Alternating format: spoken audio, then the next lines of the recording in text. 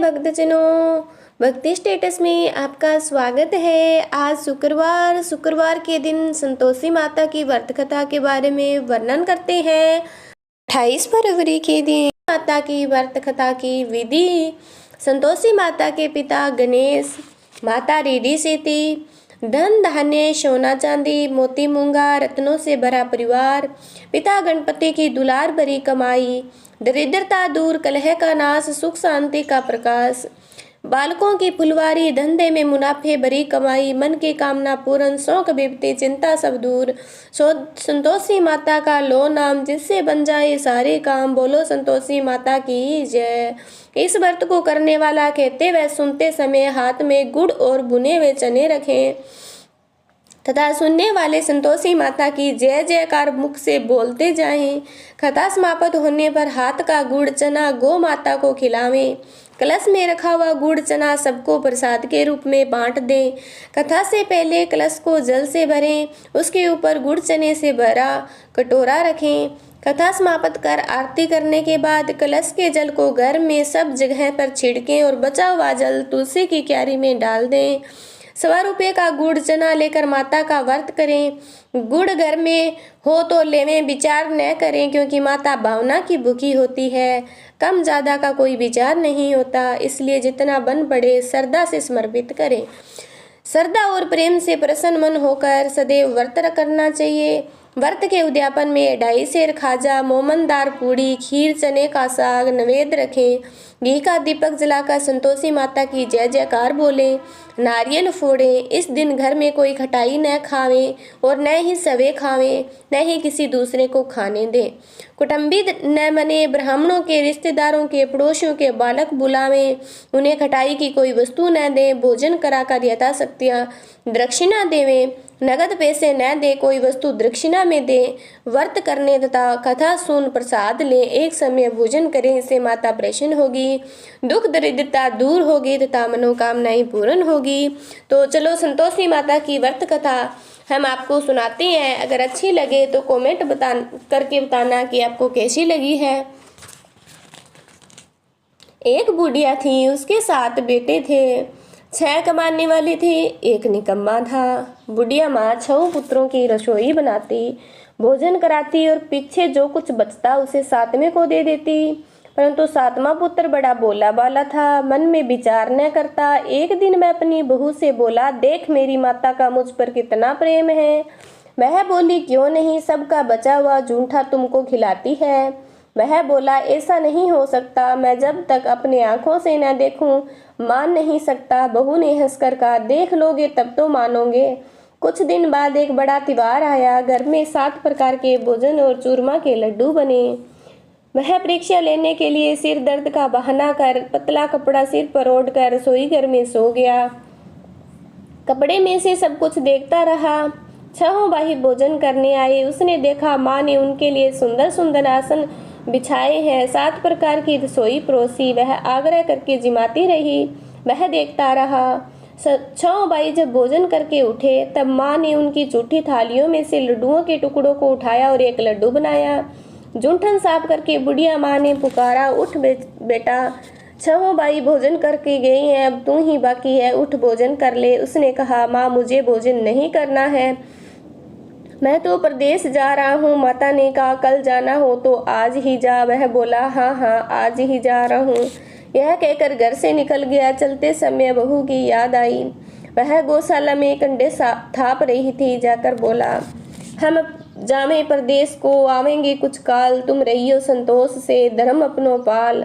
2 निशानी अपनी देखूं दरू मैं दीर, सुधी हमारी मत बिसारियो, रखियो मन गंभीर। मैं बोला, मेरे पास तो कुछ नहीं है, यह अंगूठी है सो ले लो, मैं अपनी कुछ भी निशानी मुझे दे दो। वह बोली, मेरे पास क्या है। वह गोबर भरा हाथ है। यह कहकर उसकी पीठ पर गोबर के हाथ की थाप मार दी और चल दिया। चलते चलते दूर देश में पहुंचा। वहाँ एक साहूकार की दुकान थी। वहाँ जाकर बोला, सेठ जी मुझे नौकरी पर रख लो। साहूकार को जरूरत थी। साहूकार ने कहा, काम देखकर दाम मिलेंगे।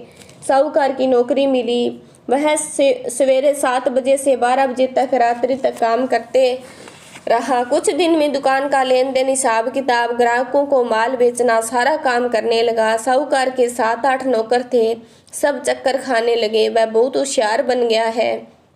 सेठ ने भी काम देखा और 3 महीने में उसे मुनाफे का साझीदारी बना दिया। 12 वर्ष में वह नामी सेठ बन गया और मालिक सारा कारोबार उस पर छोड़कर बाहर चला गया। उधर उसकी बहू पर क्या बीती सो सुनो। सासू ससुर उसे दुख देने लगे। सारी गृहस्थी का काम कराकर लकड़ी लेने जंगल में बेचते। इस बीच घर की रोटियों के आटों में से जो भूसी निकलती उसकी रोटी बनाकर रख दी जाती और फूटे नारियल की कटोरी में पानी। इस तरह दिन बीतते रहे। एक दिन वह लकड़ी लेने जा रही थी। रास्ते में बहुत सी स्त्रियां संतोषी माता का व्रत करती दिखाई दी। वहां वह खड़ी होकर कहने लगी, बहनों, यह तुम किस देवता का व्रत करती हो? इसके करने से क्या पुण्य मिलता है? इस व्रत के करने की विधि क्या है? यदि तुम अपने इस व्रत का विधान मुझे समझाकर कहोगी तो मैं तुम्हारा बड़ा ही उपकार मानूंगी। तब उनमें से एक बोली, सुनो, ये संतोषी माता का व्रत है। इसके करने से निर्धनता, दरिद्रता का नाश होता है, लक्ष्मी आती है, मन की चिंताएं दूर होती है, घर में सुख होने से मन को प्रसन्नता और शांति मिलती है, निपुत्री को पुत्र मिलता है, पति बाहर गया हो तो शीघ्र घर आ जाता है, कुमारी कन्या को मनपसंद वर मिलता है, राज दरबार में बहुत दिनों से मुकदमा चलता हो तो समाप्त हो जाता है, कलह क्लेश की निवृत्ति हो तो सुख शांति हो, घर में धन धान्य जमा हो, पेशा जायदाद का लाभ होता है तथा और भी मन में जो कुछ भी कामना हो सब इस संतोषी माता की कृपा से पूरी हो जाती है। इसमें संदेह नहीं है। वह पूछने लगी, यह व्रत कैसे किया जावे? यह भी मुझे बताओ, बड़ी कृपया होगी। स्त्री लगी, 1.25 रुपये का गुड़ लेना, चना लेना, इच्छा हो तो 5.25 रुपये का लेना, 10.25 रुपये का भी सहूलियत के अनुसार लेना, बिना परेशानी, श्रद्धा और प्रेम से जितना भी बन सके सवाए लेना, 5.25 रुपये से 10.25 रुपये तक, इसमें भी ज़्यादा शक्ति और भक्ति के अनुसार गुड़ और चना लेना। हर शुक्रवार को निराहार कथा सुनना और कहना, इसके बीच कर्म टूटे नहीं।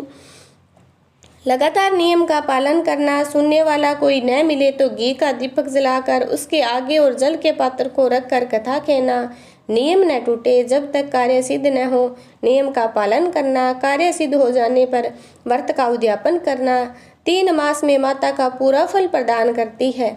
यदि किसी खोटे ग्रह हो तो भी माता 1 वर्ष में अवश्य कार्य सिद्ध करती है।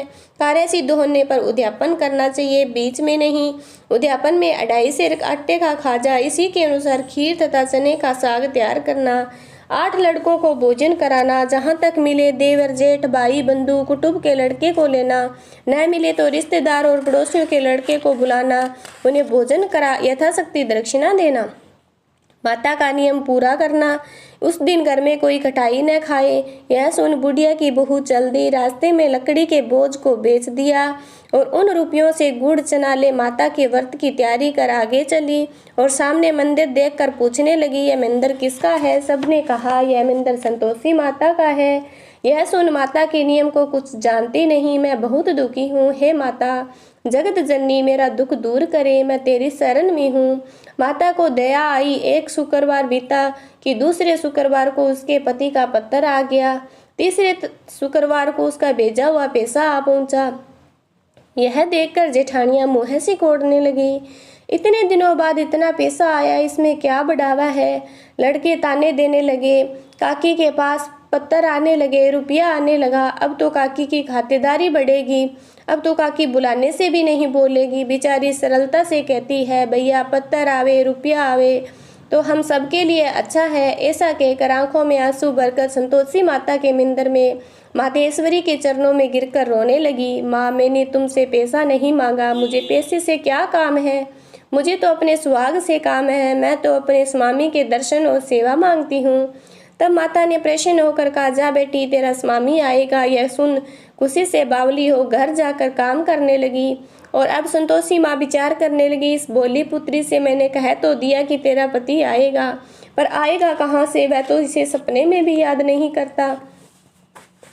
उसे याद दिलाने के लिए मुझे जाना पड़ेगा। इस तरह माता उस बुढ़िया के बेटे के पास सपने में प्रकट होकर कहने लगी, साहूकार के बेटे, सोता है या जागता है? वह कहता है, माता सोता भी नहीं हूँ, जागता भी नहीं हूँ, बीच में हूँ, कि ये क्या आज्ञा है? माँ कहने लगी, तेरा घर बार है या नहीं है? माँ बोली, पुत्र तेरी घरवाली बहुत ही कष्ट उठा रही है। वह बोला, हाँ माता, यह तो मुझे मालूम है, परंतु जाऊं कैसे? परदेश की बात है, लेन देन का कोई हिसाब नहीं, कोई जाने का रास्ता नजर नहीं आता, कैसे चला जाऊं? माँ कहने लगी, मेरी बात मान, सवेरे नहा धोकर संतोषी माता का नाम ले, घी का दीपक जला, दंडवत कर दुकान पर जाकर बैठना। देखते देखते तेरा लेन देन चुक जाएगा, जमा का माल बिक जाएगा, सांझ होते होते धन का ढेर लग जाएगा। अब तो वह सवेरे बहुत ही जल्दी उठ मित्र बंधुओं से अपने सपने की बात कहता। वे सब उसकी बात अनसुनी कर हंसी मजाक उड़ाने लगे। कहीं सपने भी सच होते हैं। एक बूढ़ा बोला, देख भाई, मेरी बात मान, इस तरह सच या झूठ कहने के बदले देवता ने जैसे कहा है वैसा करने में तेरा क्या जाता है? अब बूढ़ी के बात मानकर उन्होंने नहा धोकर संतोषी माता को दंडवत कर घी का दीपक जलाकर दुकान पर जाकर बैठ गया। थोड़ी देर में वह क्या देखता है कि देने वाले रुपए लाए, लेने वाले हिसाब लाए, कोठे में भरे सामानों के खरीदार नगद में सौदा करने लगे। शाम तक धन का ढेर लग गया। मन में माता का नाम लेकर प्रसन्न होकर घर जाने के वास्ते गहना, कपड़ा, सामान खरीदने लगा। यहाँ के काम से निपट कर रवाना हुआ। उधर उसकी बहू बेचारी जंगल में लकड़ी लेने जाती है। लौटते वक्त माता जी के मंदिर पर विश्राम करती है। वह तो उसका रोज रुकने का स्थान ठहरा। दूर से धूल उड़ती देखकर वह माता से पूछती है, हे माता, यह धूल कैसी उड़ रही है? माँ कहती है, हे पुत्री, तेरा पति आ रहा है। अब तू ऐसा कर, लकड़ियों के 3 बोझ बना ले, एक नदी के किनारे रख, दूसरा मंदिर में, तीसरा सिर पर रख। तेरे पति को लकड़ी का गट्ठा देकर मोह पैदा होगा। वह यहाँ रुकेगा, नाश्ता पानी बनाकर खाकर और माँ से मिलने जाएगा। तू लकड़ी का बोझ उठाकर जाना और बीच में चौक में गट्ठा डालकर 3 आवाजें जोर से लगाना। लो सासू जी, लकड़ियों का गट्ठा लो, भुस्से की रोटी दो, नारियल के खोपड़े में पानी दो, आज कौन मेहमान आया है? माँ की बात सुनकर बहुत अच्छा माता जी कहकर प्रसन्न मन हो लकड़ियों के 3 गट्ठे ले आई। एक नदी के तट पर, एक माता के मंदिर में। इतने में ही वह मुसाफिर आ पहुंचा। सूखी लकड़ी देखकर उसकी इच्छा हुई कि अब यहाँ निवास करें और भोजन बनाकर खा पी कर गांव को चले। इसी प्रकार भोजन बना विश्राम ले गांव को गया। उसी समय बहू सिर पर लकड़ी का गट्ठा लिए आती है। उसे आंगन में डाल जोर से 3 आवाजें देती है, लो सासू जी, लकड़ी का गट्ठा लो, भुस्से की रोटी दो, नारियल के खोपड़े में पानी दो, आज कौन सा मेहमान आया है? यह सुनकर उसकी सास अपने दिए हुए कष्टों को बुलाने हेतु कहती है, बहू ऐसा क्यों कहती हो? तेरा पति ही तो आया है, आ बैठ, मीठा बात खा, कपड़े गहने पहन। इतने में आवाज सुनकर स्वामी बाहर आता है और अंगूठी देख व्याकुल हो जाता है। माँ से पूछता है, यह कौन है? माँ कहती है, बेटा, यह तेरी बहू है। आज 12 वर्ष हो गए हैं जब से तू गया है। तब से सारे गांव में जानवर की तरह भटकती फिरती है, काम काज घर का करती नहीं, 4 समय आकर खाती है। अब तुझे देखकर भूसे की रोटी और नारियल के खोपड़े में पानी मांग रही है। वह लज्जित होकर बोला, ठीक है माँ, मैंने इसे भी देखा है, तुम्हें भी। अब मुझे दूसरे घर की चाबी दो, मैं उसी में रहूंगा। ठीक है बेटा, जैसी तेरी मर्जी। यह कहकर माँ ने चाबी का गुच्छा पटक दिया। उसने चाबी का गुच्छा लेकर दूसरे कमरे को खोलकर सारा सामान जमाया। एक दिन में वहां जाकर राजा के महल जैसा ठाट बाट बना दिया। अब क्या था, वह सुख भोगने लगी। तत्पश्चात अगला शुक्रवार आया। उसने अपने पति से कहा, मुझे माता का उद्यापन करना है। उसका पति बोला, बहुत अच्छा, खुशी से कर लो। तुरंत ही उसका उद्यापन की तैयारी करने लगी। जेठ के लड़के को भोजन के लिए कहने लगी। उसने मंजूर किया कि परंतु पीछे जिठानी अपने बच्चों को सिखलाती, देखो रे, भोजन के समय सब लोग खटाई मांगना, जिससे उसका उद्यापन पूरा न हो सके। लड़के जिमने गए, खीर पेट भरकर खाई, परंतु बात याद आते ही कहने लगे, हमें कुछ खटाई खाने को दे दो। खीर खाना में बाता नहीं है, देखकर अरुचि होती है। लड़के उठ खड़े हुए, बोले, पैसे लाओ। बोली बहू कुछ जानती न थी, उन्हें 100 पैसे दे दिए। लड़की उसी समय उठकर इमली लेने खाने लगी। यह देखकर बहू पर माता जी ने कोप किया। राजा के दूत उसके पति को पकड़कर ले गए। जेठ जिठानी मनमाने खोटे वचन कहने लगे। लूट लूट कर धन इकट्ठा कर लाया था, सो राजा के दूत उसे पकड़ कर ले गए। अब सब मालूम हो जाएगा जब जेल की रोटी खाएगा। बहू से वचन सहन नहीं हुए, रोती रोती माता के मंदिर में गई। कहने लगी, माता तुमने ये क्या किया है, हंसाकर क्यों रुलाने लगी हो। माता बोली, पुत्री मैंने उद्यापन करके मेरा व्रत भंग किया है, इतनी जल्दी सब बातें भुला दी। वह कहने लगी, माता भूली तो नहीं हूँ, न ही कुछ अपराध किया है, मुझे तो लड़कों ने भूल से ही दे दिए थे, मैंने भूल से उसे पैसे दे दिए थे, मुझे क्षमा करो माँ। माँ बोली, अब भूल मत करना। वह बोली, अब भूल नहीं होगी, अब बताओ वह कैसे आवेंगे। माँ बोली, पुत्री जा, तेरा पति तुझे रास्ते में आता मिलेगा। वह निकली, रास्ते में पति आता मिला। उसने पूछा, तुम कहाँ गए थे। वह कहने लगा, इतना धन जो कमाया था उसका टैक्स राजा ने मांगा था, वह भरने गया था। वह परेशान हो बोली, भला हुआ, अब घर चलो। कुछ दिन बाद फिर शुक्रवार आया। वह बोली, मुझे माता का उद्यापन करना है। पति ने कहा, करो। वह फिर जेठ के लड़कों से भोजन को कहने के लिए गई। जेठानी ने एक दो बातें सुनाई, लड़कों को सिखा दिया कि तुम लोग पहले खटाई मांगना। लड़के खाना खाने से पहले ही कहने लगे, हमें खीर खाना भाता नहीं है, जी बिगड़ता है, कुछ खटाई खाने को दे दो। बहू बोली, खटाई खाने को नहीं मिलेगी, खाना हो तो खाओ। यह कहकर ब्राह्मणों के लड़के को बुलाकर भोजन कराने लगी। यथाशक्ति दक्षिणा की जगह एक एक फल होने दिया। इससे संतोषी माता प्रसन्न हो गई। माता की कृपा होते ही 9वें मास उसको चंद्रमा के समान सुंदर पुत्र प्राप्त हुआ। पुत्र को लेकर प्रतिदिन माता जी के मंदिर में जाने लगी। माता ने सोचा कि वह तो रोज ही आती है, आज क्यों न मैं उसके घर में चलूं, इसका आसरा देखूं तो सही। यह विचार करके माता ने भयानक रूप बनाया। गुड़ और चने से सना मुख, ऊपर से सूंड के समान होठ, उस पर मक्खियां बिन बिना रही थी। देहरी में पैर रखते ही उसकी सांस चिल्लाई, देखो रे, कोई चुड़ैल डाकिन चली आ रही है, लड़कों इसे भगाओ नहीं तो किसी को खा जाएगी। लड़के डरने लगे, चिल्लाकर खिड़की बंद करने लगे। बहू रोशन सावधान से देख रही थी, प्रसन्नता से पगली होकर चिल्लाने लगी, आज मेरी माता मेरे घर आई है। यह कहकर बच्चे को दूध पिलाने से हटाती है। इससे इतने में सास का क्रोध फूट पड़ा, मेरी बहू इसको देखकर कैसी उतावली हुई है जो बच्चे को पटक दिया। इतने में माँ के प्रताप से जहाँ देखा वहाँ लड़के ही लड़के नजर आने लगे। बहू बोली, माँ जी मैं जिसका व्रत करती हूँ वही संतोषी माता है। इतना कहकर झट से सारे घर के किवाड़ खोल दिए। सबने माता के चरण पकड़ लिए, विनती कर कहने लगे, हे माते, हम मूर्ख हैं, हम अज्ञानी हैं, तुम्हारे व्रत की विधि हम नहीं जानते, तुम्हारा व्रत भंग कर हमने बड़ा अपराध किया है। हे माता, आप हमारा अपराध को क्षमा करो। इस प्रकार माता प्रसन्न हुई। हे माता, बहू को जैसा फल दिया वैसा सबको देना, जो यह कथा कहे या सुने उसका मनोरथ पूर्ण हो। बोलो संतोषी माता की जय। ग्रंथ करोड़न में कहा है, यह सबका सार, ब्रह्मा सत्य जग झूठ है, जीवन ही ब्रह्मा निराहार। जीवन से जीवत जगत, माता खेलत खेल, ब्रह्मा रूप पहचान लो, कटे जगत की जेल। जैसी मनोकामनाएं उनकी पूर्ण की वैसी हमारी करना संतोषी माता। और ये वीडियो आपको कैसी लगी है तो कमेंट करके बताना।